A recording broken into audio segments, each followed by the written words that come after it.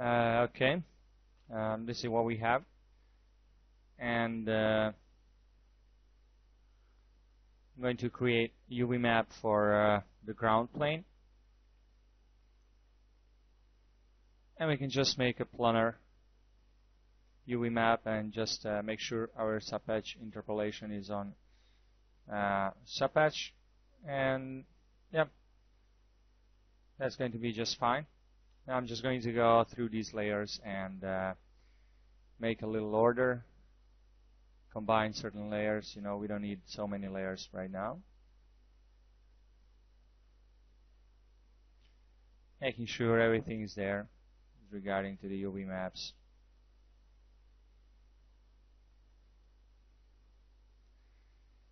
And now we're going to create a UV map for the head. I mean, create a texture map, rather a bump map for the head. And yeah, these are the kind of groups that we want to have. And right now I just dropped down into real time as far as the speed goes.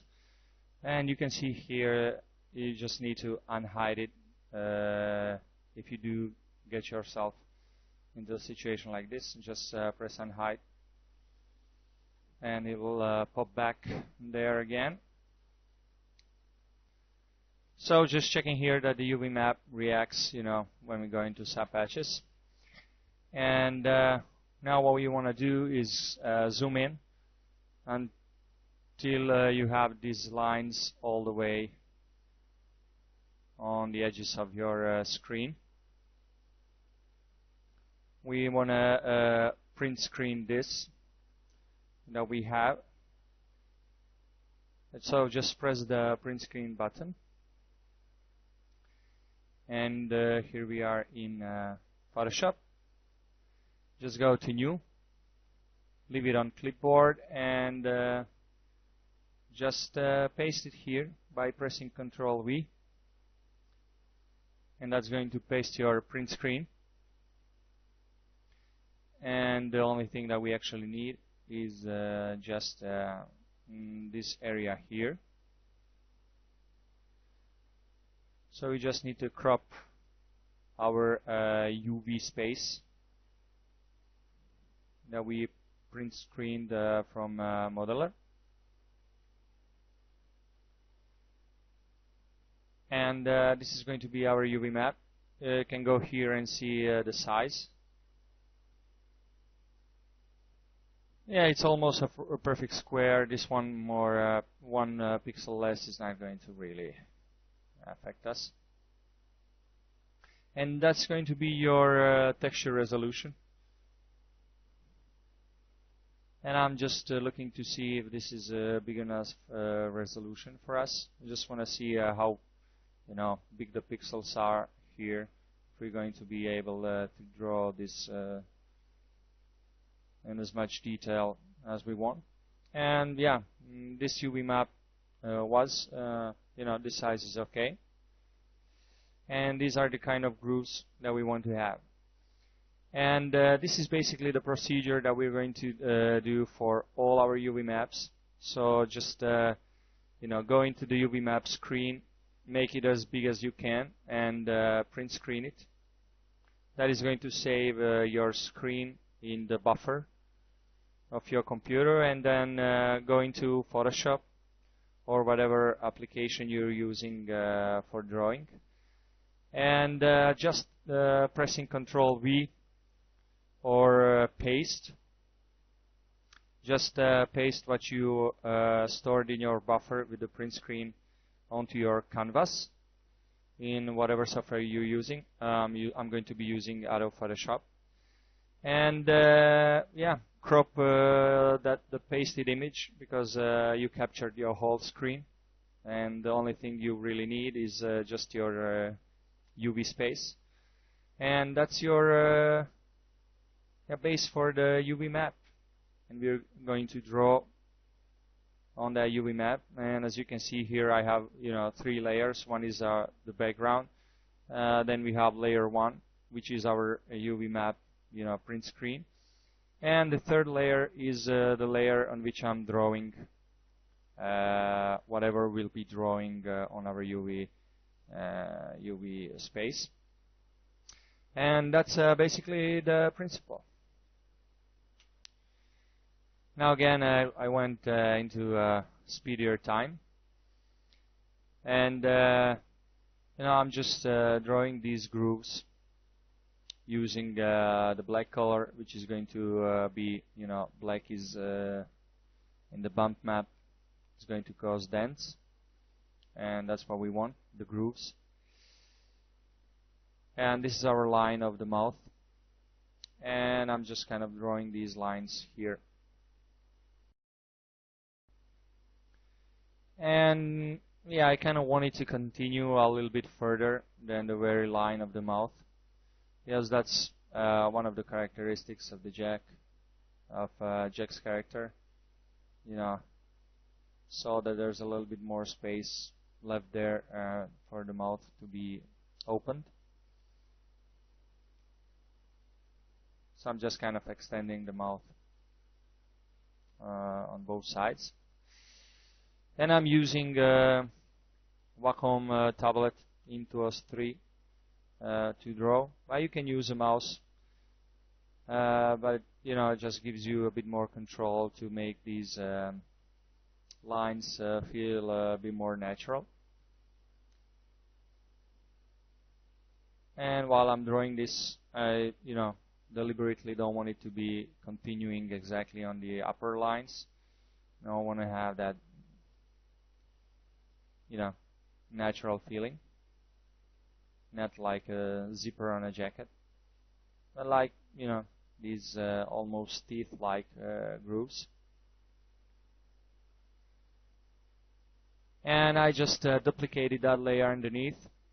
I like to do that when I want to make changes on what I've drawn. Right now I'm just going to experiment with easing that out a little bit, so that these grooves are not like cut, but have a certain slope towards their end. And I duplicated that layer so I can always go back to what I had if I'm not happy with what I'm getting. I don't have to save and then reload again. So I just duplicate the layer, hide it, and kind of keep it as a backup there. And you'll see me do that a lot, during this drawing of the UV maps.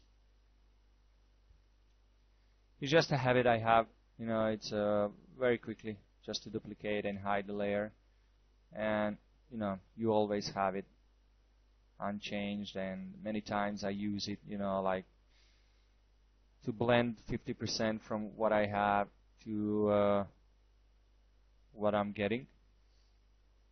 And it's just, I find it very practical.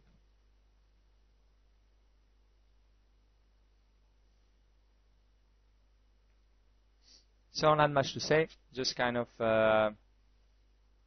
wanted to ease that out a little bit. And now I'm just going to erase these upper lines, making sure that they don't cross into the lower lip. So I just want to make sure that the upper lip grooves affect only the upper lip. Right now, this space between the upper lip and the lower lip in our UV map is very, very small. So it's kind of making it a bit difficult for me to really be certain where that space is.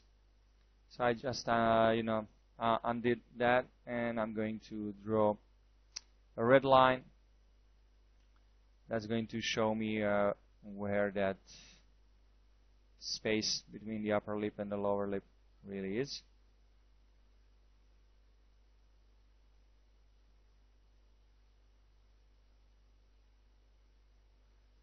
And lower the opacity. I just need it to be as a little reminder, so I know where I need to erase.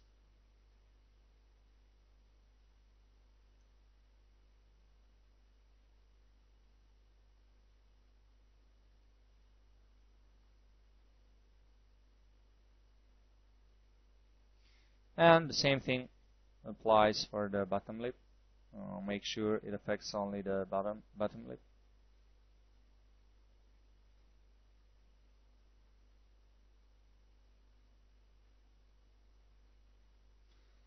Extending these just to make sure they go all the way to the end of the bottom lip. Now I'm just thinking, whether I'm going to have a groove that's going to go like this or not.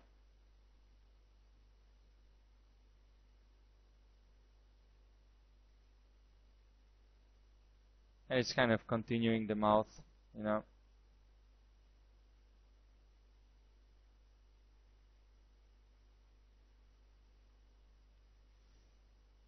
These two were a bit too straight. Just kind of making a little bit of a difference there. And just a little bit more tweaking. And once I'm happy with what I have, I'm going to hide the layer where the UV map is to really reveal the white background and also the red line. I'm going to hide. And going to save for web and devices because it really optimizes JPEGs very well. Create a folder called images and save our image as head grooves version 001. And now we're back into real time as far as video speed is, because I want to make sure that you really see what I'm doing here, because this is the process that we're going to repeat for all of the UV maps. So I'm just turning everything into sub patches here, making sure everything is nice and neat, and just went in and selected everything that's in the UV map. I'm going to name this Jack head. One thing I did notice, though, I want to keep the black parts of the head, so we don't want actually everything. So going into polygon statistics, under surface, and just deselect the black surface. So now we just have the white part, and this is what we're going to name the head surface. And now just go under Jack's head. Go under color and under projection from planar. We want to add. We want to go into UV map, add our Jack's head UV map, and add image head grooves 001. And when we go under texture, we see what we have here. Now the resolution is not really that good. So I'm going into display options and increasing the texture resolution, to a higher resolution. And you can see here immediately the image is sharper. So, if your image isn't so sharp, don't be fooled that it's because of a very small resolution of your UV map. It could be just that the display properties in the display a very low resolution for the textures. And I'm just thinking these grooves appear a little bit big, so I want to make them thinner. I'm going back into Photoshop there. So that's the process that we're going to use for all the UV maps. Just create a UV map, in Photoshop. Going to Modeler. Change the surface, add a new surface name, going to color, and just add a projection, UV, select your UV map and add your image. And now I'm just, those grooves did seem a little bit too thick. So I'm correcting that right now.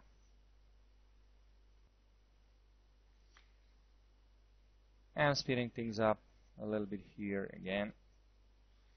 Just going through these and making them a little bit thinner. And this is, how I usually work. You cannot really see how you cannot be 100% sure how it's going to look until you actually apply it on your model. And then, you might see that you need to tweak things just a little bit.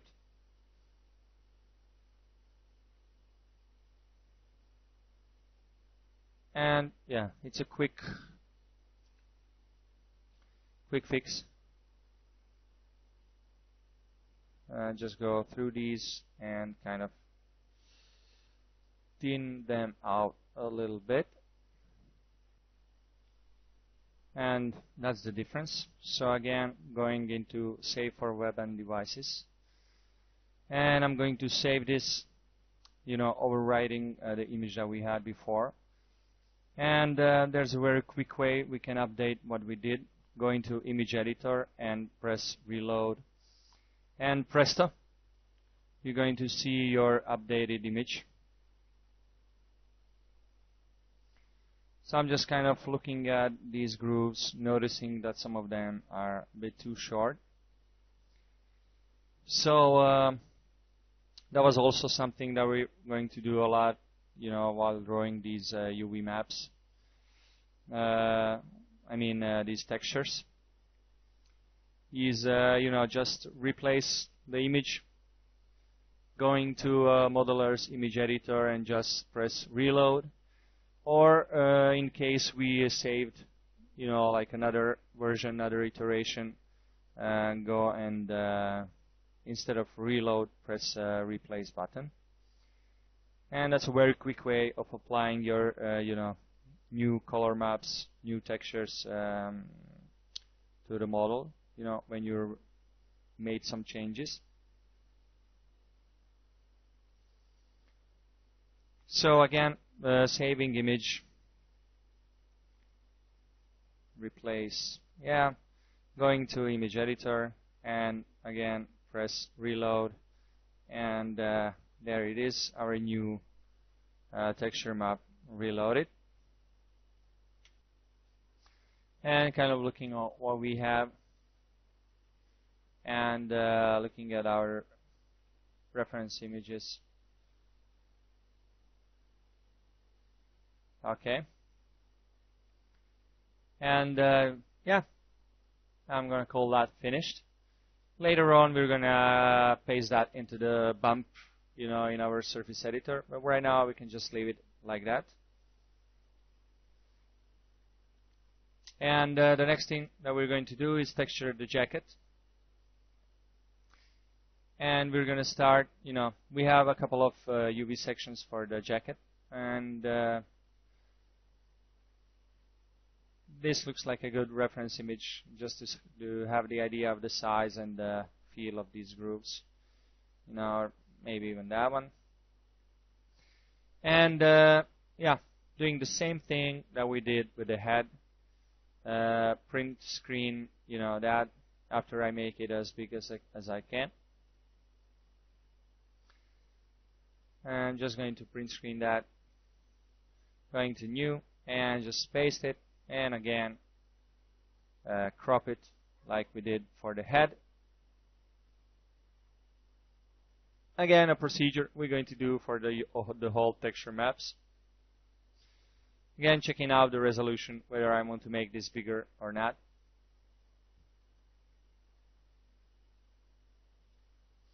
Now I'm just checking where, my end of the jacket is, these, the UV map, which section correlates to which section of the model, UV map to the model, just to have an idea where what is. And, again, I'm drawing this with a Wacom tablet, which allows me to vary the thickness of the line depending on the pressure I use, while drawing, which is an extremely, beneficial option. Again, just going back to see where these, how these edge flows are going, just so that I have a clear idea when I'm drawing these lines, where are they ending up. I'm just going to finish it like there. And I'm going to draw a few lines, not much, just to give me an idea of how it's going to look once I apply it to the model.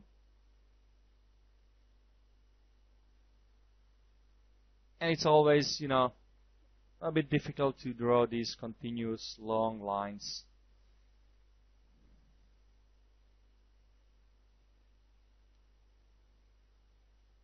But, try to make them from one go if you can. If not, you can see here that I reach the end of my tablet, and I get this kind of a vertical line.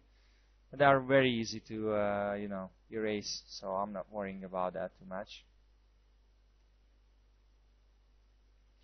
And again, drawing a few lines on different parts of the UV map just to see how everything is going to behave. If we get any unexpected stretching, we really shouldn't. And to see also the thickness of these lines. Are they too thick, too thin? And what's happening there. And kind of want to see how the whole thing is looking. And in this case, we want this background to be black. So I created another layer and just painted it black. And just going to save this image. Call it jacket body version 001, jacket body color. And going to modeler, again, select everything that's in your UV map and assign a new surface to it. Going to color, apply your UV map and apply your UV map image. And there we have it.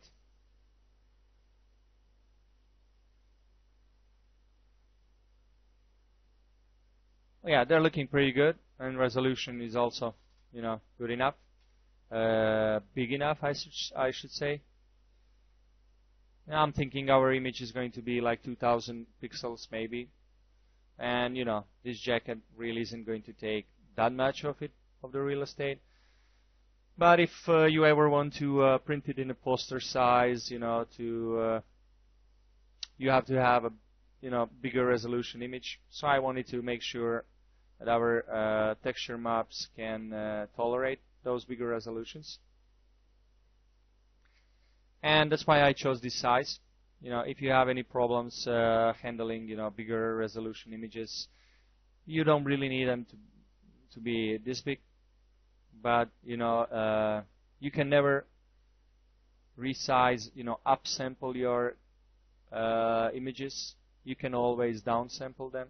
You can never make them bigger without losing in sharpness and basically resolution. So that's why I prefer to make my texture maps better, a little bit bigger than smaller. And you never know, you might want to print a poster of your render later on. And if you do need that 5,000 by 3,000 pixels resolution, you're definitely going to need a little bit bigger UV map for that. And having checked those lines on the model, I was pretty happy with the way they looked. And I'm just going to draw all of these lines for the jacket. And since it's basically a repetitive process of just, dragging these lines out, I'm going to speed things up for you a little bit. So I'm just kind of looking for that playfulness. I don't want it to look like a prison suit, I want it to have a little bit of that playfulness to it. So I'm drawing these lines in something, like an interesting, almost like a tree manner. And yeah, basically that is it. Just going through these lines and filling up this UV map real estate.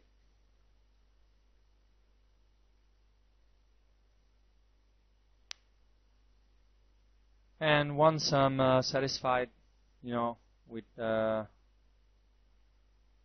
I have, just hiding that UV map layer where the UV map is, and again reload and see what we have here.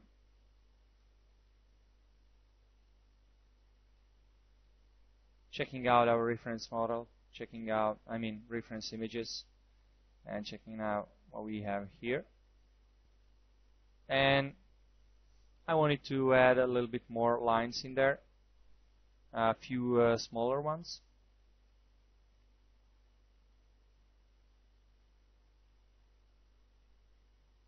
So it is kind of, touchy work. You have to be careful not to, to find that line in between, just to keep the aesthetics of it. You don't want it, to be too cluttered. But still, I wanted to have quite a lot of these lines. And right now we had some spaces that,